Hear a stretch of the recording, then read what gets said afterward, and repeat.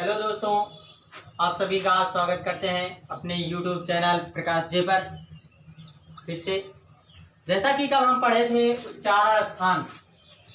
उच्चारण स्थान में कल मैंने बताया था, तो 5 बताए गए थे। अकुह विसर्जनीय नाम कंठा का वर्ग का पूरा उच्चारण स्थान क्या होता है? कंठ होता है। का वर्ग का उच्चारण स्थान क्या होता है? कंठ होता है। हाँ भाई। और आ ह इन सभी का उच्चारण स्थान बताया गया था कंठ। इसके बाद और बताए थे इचु ऐसा नाम ताल ई और चा वर्ग के जितने भी अक्षर होते हैं सबका उच्चारण स्थान तालु बताया गया था। और या का भी उच्चारण स्थान तालु ही बताया गया था। और इसके बाद बताया गया था ऋतु रसाणाम मूर्धा और री तथा ट वर्ग में जितने भी वर्ण आते हैं सबका उच्चारण स्थान मूर्धा बताया गया था। और इसके बाद बताया थे ऋतु लसानाम दंता, रे और ट वर्ग का उच्चारण स्थान दंत बताया गया था। और 5वां बताया गया था उको धुमानिया नाम ओष्ठ, उ और पा वर्ग का उच्चारण स्थान बताया गया था ओष्ठ। उसी के बढ़ते हुए क्रम में आगे बात करते हैं। आज है ए दैतो कंठ तालु, अर्थात कहने का मतलब ये है ए और ऐ इन दोनों का उच्चारण स्थान कंठ और तालु दोनों होता है। ए दैतो मीन्स क्या होता है? ए और ऐ का उच्चारण स्थान कंठ तालु होता है। इसके बाद अगला है ओ दौतो कंठ ओष्ठव, अर्थात ओ आओ इन दोनों का उच्चारण स्थान जो होता है वो कंठ ओष्ठ दोनों होता है, कंठ ओष्ठ। इसके बाद एक और है वकारस्य दंतोष्ठव। इसके बाद अगला क्या है? वकारस्य दंतोष्ठव। वा का उच्चारण स्थान जो है वा का उच्चारण स्थान दंत ओष्ठ दोनों। इसके बाद एक और बचता है इन सभी के बाद, अब जितने भी होते हैं सबका उच्चारण स्थान क्या होता है? एक लास्ट सूत्र है या मंगल ना नाम नासिका,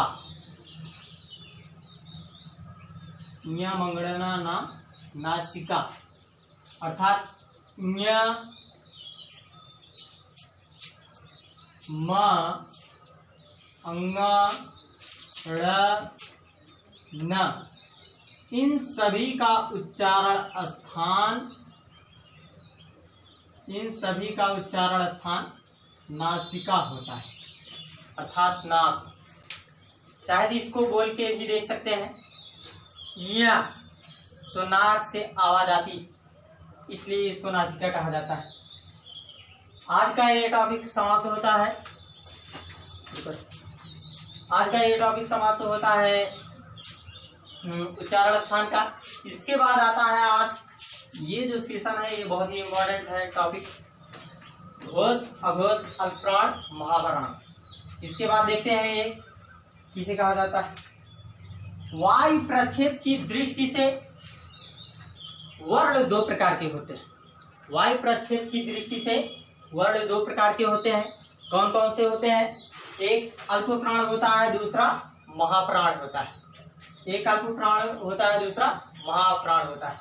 अल्प प्राण मीन्स होता है वायु। अल्प माने थोड़ा, जिसमें थोड़ी वायु निकलती है उसे हम अल्प प्राण कहते हैं। और जिसमें अधिक वायु निकलता है या ज्यादा निकलता है उसे हम महाप्राण कहते हैं। अल्प प्राण में आता कौन कौन सा है? यही आप किए रहे 135 अंतस्थ। 135 लिखने का मतलब क्या है? एक लिखने का मतलब है कि क और इसके बाद च क च ट त प, क च ट त प।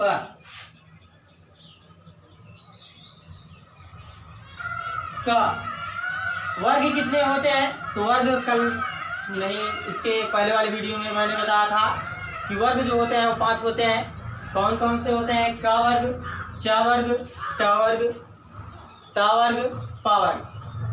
तो एक लिखने का मतलब है कि पहला अक्षर, वर्ग का पहला अक्षर, और 3 लिखने का मतलब है कि वर्ग का तीसरा अक्षर। 3 लिखने का मतलब क्या है? वर्ग का तीसरा अक्षर।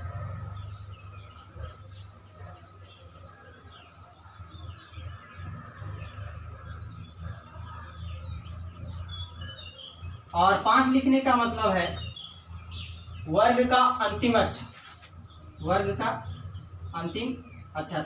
आगे डाटा। अंतस्थ लिखने का मतलब क्या है? य, र, ल, व। अंतस्थ के अंतर्गत यही 4 आते हैं, य, र, ल, व।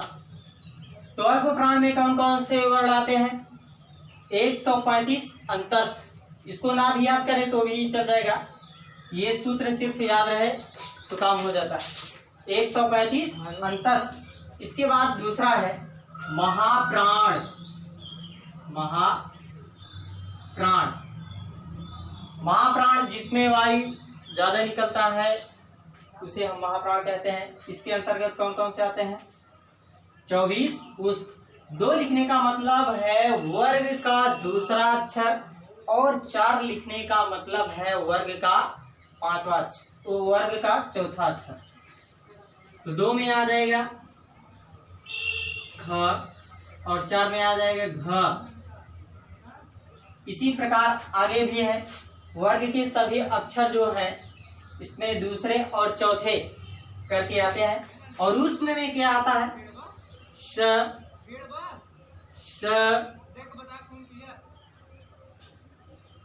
श, ह। तो ये 4 उसमें में आते हैं। तो महाप्राण में कौन कौन से आते हैं? 24 उष्म।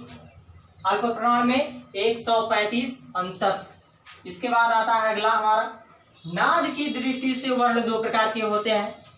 एक होता है सघोष, सघोष को ही घोष कहा जाता है, सघोष को घोष कहा जाता है। इसका सूत्र क्या है? 345, या कह सकते हैं 3, 4, 5, 345 अंतस्थ स्वरः। बहुत ही बढ़िया सूत्र है, 335 अंतस्थ स्वरः। 3 लिखने का मतलब है वर्ग का तीसरा अक्षर। मान लेते हैं ग है, और यहाँ पर हो जाएगा घ, और इसके बाद हो जाएगा अंगा। इसी प्रकार से आगे च, छ, ज है, झ, य। 30 प्रकार से ये हो जाएगा। इसी प्रकार आगे भी है, ट वर्ग में भी है, त वर्ग में भी है, और प वर्ग में भी है। अंतस्थ लिखने का मतलब क्या है? य, र, ल, व। ये 4 प्रकार के हो गए क्या? अंतस्थ। 4 प्रकार ये होते हैं जो ये व्यंजन अंतस्थ व्यंजन कहलाते हैं, य, र, ल, व। स्वर, स्वर में जितने भी स्वर होते हैं, मैंने बताया था कि स्वर 11 होते हैं। जितने भी स्वर हैं सब जो होते हैं, जैसे लिख देते हैं आ से अ तक, आ से अ तक सारे स्वर किस में आते हैं? घोष या सघोष में आते हैं। इसके बाद और है एक लास्ट है ह। ह किस में आता है? तो ह जो है घोष या सघोष में। ये बहुत बार पूछा गया है परीक्षा में कि ह घोष है कि अघोष है, अल्पप्राण है महाप्राण, तो ये तो रहता है। तो यहाँ किस में आता है? घोष में आता है। इसके बाद अगला है अघोष। अघोष में कौन से आते हैं? 12 उष्म। 12 उष्म लिखने का मतलब है वर्ग का पहला अक्षर, जैसे क हो गया और दूसरा ख हो गया। उष्म लिखने का मतलब क्या है? ऊष्म में